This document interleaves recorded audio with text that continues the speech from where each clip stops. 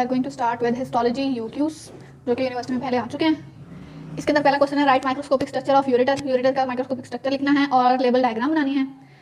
अच्छा जी, और ये हमारे पास 3 नंबर का पहला क्वेश्चन है, 2 नंबर का दूसरा क्वेश्चन है। माइक्रोस्कोपिक स्ट्रक्चर के अंदर हम लिखेंगे वॉल्स ऑफ यूरेटर की कंपोजिशन। इसके अंदर हमारे पास म्यूकोसा होता है, मस्कुलरिस होता है, एडवेंटिशिया होता है। म्यूकोसा जो है वो हमारे पास ट्रांजिशनल एपिथेलियम जो कि हमारे पास यूरिनरी सिस्टम के एपिथेलियम है, ट्रांजिशनल एपिथेलियम उससे लाइंड होता है। Beneath the epithelium is the lamina propria. Lamina propria के अंदर डेंस फाइब्रोइलास्टिक कनेक्टिव टिश्यू होता है। इसके बाद मस्कुलरिस की बात करें तो स्मूथ मसल्स होते हैं। इनर लेयर जो है वो लॉन्गिट्यूडनल होता है, आउटर जो है वो सर्कुलर होता है। बाकी सारी जगह पे हमारे पास इनर सर्कुलर और आउटर लॉन्गिट्यूडनल होता है। यहाँ पे ऑपोजिट केस है, इनर लॉन्गिट्यूडनल आउटर सर्कुलर, बाकी सब में इनर सर्कुलर आउटर लॉन्गिट्यूडनल होता है। एडवेंटिशिया जो है उसके अंदर हमारे पास लूज कनेक्टिव टिश्यू है विद ब्लड वेसल लिम्फेटिक्स। और एडवेंटिशिया हम कहते हैं वो वाली एक्स्ट्रा कवरिंग एपिथेलियम जो कि जीआईटी से नहीं है। अगर ये जीआईटी में होता तो ये सिरोजा होता। ठीक, इसके बाद ये हमारे पास है इसकी जो ट्रांजिशनल एपिथेलियम है। यूरेटर का स्टार शेप ल्यूमिन होता है। उसके बाद हमारे पास ये लैमिना प्रोप्रिया वगैरह आ गया। फिर आ गया मस्कुलरिस जिसमें हमारे पास इनर जो है वो आ गए लॉन्गिट्यूडनल और आउटर जो है वो सर्कुलर आ गए। और हमारे पास उसके बाद ये आ गया adventitia with blood vessels lymphatics वगैरह ये सब कुछ। ब्लड वेसल एडिपोसाइट एडवेंटिशिया आ गया, inner circular outer longitudinal outer circular inner longitudinal जो है मस्कुलरिस आ गया, ट्रांजिशनल एपिथेलियम आ गया, लैमिना प्रोप्रिया आ गया। ये हमारे पास आ गई यूरेटर की डायग्राम। यूरेटर की डायग्राम के अंदर हमने स्टार शेप ल्यूमिन के ऊपर गौर रखना है। इसके बाद हमारे पास है स्ट्रक्चर ऑफ पैंक्रियास को माइक्रोस्कोपिक स्ट्रक्चर पर डिस्क्राइब करना है, उसके फंक्शंस बताने हैं, structural component of this organ के। इसका हमारे पास एक्सोक्राइन पोर्शन होता है। एक्सोक्राइन पोर्शन के अंदर हमारे पास जो है एसिनस ग्लैंड है, ये हेड है इसका होता है। एक्सोक्राइन कंपोनेंट के अंदर हमारे पास जो है सीरस एसिनाई होते हैं मेनली। जाइमोजन सेल जो है वो एसिना को फिल करते हैं। एसिनाई जो है यहाँ पे पेल कंटेनिंग सेंट्रो एसिनार सेल्स होते हैं इनके लेमिना में।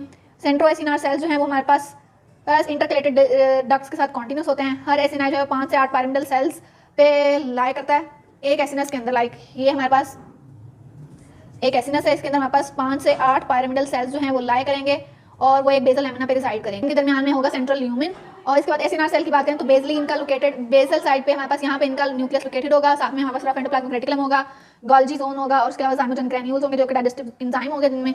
उसके बाद सेंट्रो एसिनार सेल जो है वो हमारे पास ल्यूमिन ऑफ एसिनस को लाइन करेंगे। जो हमारे पास ये ल्यूमिन है इसको सेंट्रो एसिनार सेल लाइन करेंगे इस ल्यूमिन को। और हमारे पास स्क्रीट करेंगे लार्ज अमाउंट में बाइकार्बोनेट। पैंक्रियास का दूसरा पार्ट होता है एंडोक्राइन। एंडोक्राइन पार्ट के अंदर हम देखें तो यहाँ पे आइसोलेटेड पैंक्रियाटिक आइलेट होते हैं। पैंक्रियाटिक आइलेट के अंदर हमारे पास जो है फाइन रेटिकुलर फाइबर से ये सेपरेटेड होते हैं। इसमें 4 टाइप के सेल होते हैं, अल्फा बीटा डेल्टा और पैंक्रियाटिक पॉलीपेप्टाइड या पीपी सेल। अल्फा सेल जो है हमारे पास इंसुलिन सीक्रेट करते हैं, beta cell glucagon, delta cell somatostatin और ये पैंक्रियाटिक पॉलीपेप्टाइड। इसका जो एक्सोक्राइन पोर्शन है वो हमारे पास पैंक्रियाटिक जूस रिलीज करता है और एंडोक्राइन पार्ट से हमारे पास हार्मोन्स आते हैं थ्रू इंसुलिन ग्लूकागॉन सोमेटोस्टेटिन और पैंक्रियाटिक पॉलीपेप्टाइड। इसके अंदर हमारे पास डिफरेंट सेल्स होंगे, आइलेट्स ऑफ लैंगरहैन है, सीरस एसिनस है और इंटरस्टिशियल कैनालिकुलस है। उसके अलावा हमारे पास यहाँ पे सेंट्रो एसिनार सेल्स हैं। इसके बाद हमारे पास मैच्योर ओवेरियन फॉलिकल का माइक्रोस्कोपिक स्ट्रक्चर और उसकी डायग्राम। अब मैच्योर ओवेरियन फॉलिकल के अंदर हमारे पास एक लार्ज एंट्रम यानी कि स्पेस होती है, वहाँ पे हमारे पास फ्लूइड फिल होता है।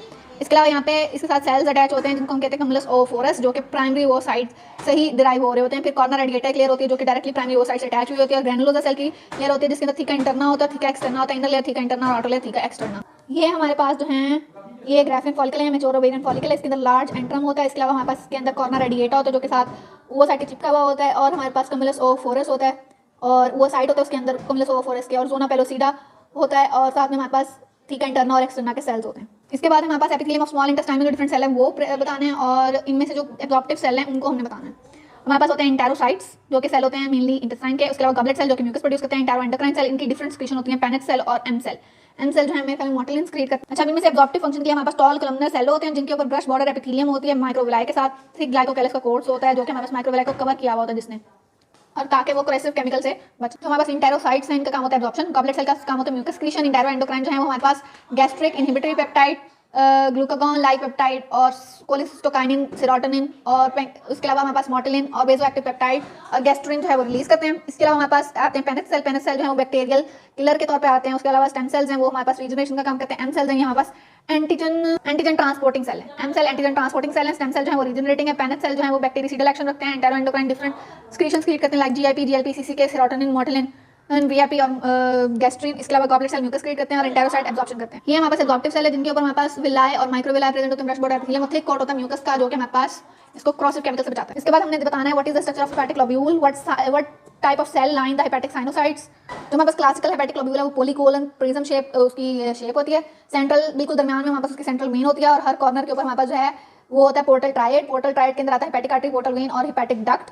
ठीक। और इसको हेपेटिक साइनोसाइट्स को दो सेल्स लाइन करते हैं, एंडोथेलियल सेल और कफर सेल। और लाइट माइक्रोस्कोप में ये हेक्सागोनल हेपेटोसाइटिक कॉर्ड्स अरेंजमेंट देते हैं। ये हमारे पास क्लासिकल हेपेटिक लोब्यूल जो कि हेक्सागोनल इन शेप होता है। सेंटर में हमारे पास सेंट्रल वेन लोकेटेड होती है, कॉर्नर्स में हमारे पास पोर्टल ट्रायड होता है जिसके अंदर हमारे पास बाइल डक्ट होती है, हेपेटिक आर्टरी होती है और पोर्टल वेन की ब्रांच होती है, इसको हम पोर्टल ट्रायड कहते हैं। इसके अलावा हमारे पास हेपेटिक साइनोसाइट जो है वो एस कॉर्ड्स अरेंज होती हैं, हेपेटिक कॉर्ड्स के तौर पे अरेंज होती हैं और इनके दरमियान में ये जो हमारे पास स्पेसेस हैं ये साइनोसाइड रहती हैं। अगला स्ट्रक्चर है हमारे पास रेस्पिरेटरी ब्रोंकियोल का स्ट्रक्चर। रेस्पिरेटरी ब्रोंकियोल की अगर हम बात करें तो ये हमारे पास सिंपल क्यूबॉइडल एपिथेलियम पे कंसिस्ट करता है। इसके अंदर हमारे पास स्मूथ मसल की एक थिन लेयर होती है जिसके अंदर साथ हमारे पास एपिथेलियम को कनेक्टिव टिश्यू सराउंड कर रहा होता है। इसके बाद हमारे पास सिंगल एल्वियोलर पॉकेट्स को वो फाउंड होती हैं इसकी वॉल में ऑफ ईच रेस्पिरेटरी ब्रोंकियोल।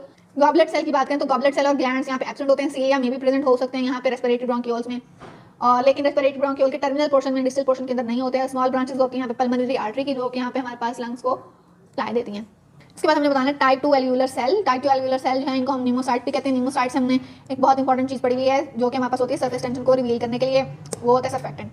अब ये हमारे पास टाइप 1 के एडजेसेंट पड़े होते हैं। स्क्रीटरी सेल हैं जिनके एपेक्स जो हैं वो टाइप 1 सेल के अपवर्ड प्रोजेक्टेड होते हैं। क्यूबॉइडल सेल हैं, इसके अंदर स्क्रीटरी लैमेलर बॉडीज होती हैं। इलेक्ट्रॉन माइक्रोस्कोप रिवील करता है कि यहाँ पे न्यूक्लियस है, ऑर्गेनेल है जो कि सारे सेल्स के अंदर प्रेजेंट होते हैं। ठीक है, लाइट माइक्रोस्कोप पे वैक्यूलेटेड अपीयरेंस देते हैं। फंक्शन क्या है, ये फॉस्फोलिपिड सर्फेक्टेंट रिलीज कराते हैं और जो कि हमारे पास एल्वियोलाई को लाइन करता है। सर्फेक्टेंट जो है एल्वियोलाई के सरफेस टेंशन को डिक्रीज करता है और अलाउ करता है एक्सटेंशन को और प्रिवेंट करता है कोलैप्स को, कि एल्वियोलाई कोलैप्स ना कर जाए। अगर सर्फेक्टेंट नहीं होगा, टाइप 2 नीमोसाइट खराब होंगे तो हमारे पास होगा रेस्पिरेटरी डिस्ट्रेस सिंड्रोम। तो हमारे पास टाइप 1 नीमोसाइट्स हैं एल्वियोलर सेल, वो तकरीबन 95% होते हैं और हमारे पास क्या करते हैं कि बैरियर प्रोवाइड करते हैं मिनिमल थिकनेस वाला गैसियस एक्सचेंज के लिए between the air and blood, यानी कि ब्लड एयर बैरियर जो है वो हमारे पास कौन बना रहा है, टाइप 1 नीमोसाइट्स। और टाइप 2 नीमोसाइट सर्फेक्टेंट रिलीज कर रहे हैं। इसके बाद हमारे पास draw and label the diagram of microscopic picture of testis. Testis की अगर हम बात करें तो और साथ में हमने नंबरेट करना है सर्टोली सेल के 3 फंक्शन। सर्टोली सेल के 3 फंक्शन क्या हैं, इसके स्ट्रक्चर की बात करें तो ये सिलेंडर इलॉन्गेटेड सेल्स होते हैं, बेसमेंट मेम्ब्रेन से ल्यूमिनल सरफेस तक एक्सटेंड करते हैं सेमिनिफरस ट्यूब्यूल के। और हमारे पास ये अवॉइड और इलॉन्गेट, अच्छा ये हमारे पास ना ये लाइक हमारे पास एंडोथेलियम लाइक पड़ी है जो भी है, इसके ऊपर ना यूं मल्टीपल पॉलीगोनल सेल यूं करके ना हमारे पास पड़े होते हैं, इनको हम कहते हैं सर्टोली सेल। सर्टोली सेल का लार्ज न्यूक्लियस होता है। ठीक है, तो सर्टोली सेल मिलकर हमारे पास क्या करते हैं, ये हमारे पास बनाते हैं ब्लड टेस्टिस बैरियर। ये हमारे ब्लड टेस्टिस बैरियर बहुत इंपॉर्टेंट है, इसके यहाँ पे हमारे पास जो है वो माइटोसिस वाले सेल पड़े होते हैं, यहाँ पे हमारे पास जो है जर्म सेल्स पड़े हुए होते हैं। तो ये हमारे पास एक physical support protection nutrition provide करते हैं और रिलीज कराते हैं मेच्योर स्पर्म्स को ट्यूब्यूल्स में, सेमिनिफरस ट्यूब्यूल्स में। इसके अलावा ये हमारे पास रेजिडुअल फेगोसाइटोसिस कराते हैं स्पर्मेटिड के रेजिडुअल साइटोप्लाज्म को। और हमारे पास यहाँ पे एक्सक्रीशन होती है ABP. Function of Sertoli cell की बात करें तो ये हमारे पास सपोर्ट और न्यूट्रिशन प्रोवाइड करते हैं डेवलपिंग जर्म सेल। इसके बाद ये प्रोटेक्शन देते हैं जर्म सेल को ब्लड टेस्टिस बैरियर बना के। इसके अलावा इसके स्क्रीटरी फंक्शन है जिसमें हमारे पास large watery testicular fluid large amount में रिलीज होता है। इसके अलावा हमारे पास इसके ऊपर होती है एक प्रोटीन एंड्रोजन बाइंडिंग प्रोटीन जो कि टेस्टोस्टेरोन को बाइंड करती हैं और एफएसएच इनहिबिन को स्क्रीट करते हैं ये सेल। इसके अलावा हमारे पास ये मुलेरियन इनहिबिटिंग सब्सटेंस जो है उसको भी स्क्रीट करते हैं। मलेरियन इनहिबिटिंग सब्सटेंस जो है वो हमारे पास मेल रिप्रोडक्टिव सिस्टम की ग्रोथ को फेवर करता है, फीमेल को इनहिबिट करता है। इसके अलावा हमारे पास इसका फेगोसाइट टेस्टिस की डायग्राम जिसके अंदर हमारे पास डिफरेंट कट सेक्शन है सेमिनिफरस ट्यूब्यूल की। Seminiferous tubule about 5 metre long होती है, 5-6 मीटर। तो हमारे पास इसके बहुत सारे कट सेक्शन आएंगे, ये एक ही सिंगल ट्यूब है। इसके अंदर हमारे पास पड़े हुए हैं। अब सेमिनिफरस ट्यूब्यूल का अगर स्ट्रक्चर देख रहे हैं तो सबसे पहले ये ट्यूनिका एल्बुजिना टेस्टिस के ऊपर, उसके अलावा यहाँ पे ट्यूनिका वेस्कुलोसा है, उसके अलावा ये हमारे पास सेमिनिफरस ट्यूब्यूल्स और ये हमारे पास इसके ऊपर है stratified cuboidal epithelium. Seminiferous tubule के स्ट्रक्चर के अंदर हमारे पास क्या होता है कि यहाँ पर सर्टोली सेल्स हैं। सर्टोली सेल के अलावा यहाँ पास नीचे से लेकर ऊपर तक हमारे पास स्पर्म्स की डिफरेंट टाइप्स हैं, like primary spermatocyte, secondary spermatocyte और ये हमारे पास आगे स्पर्म्स जो कि मैच्योर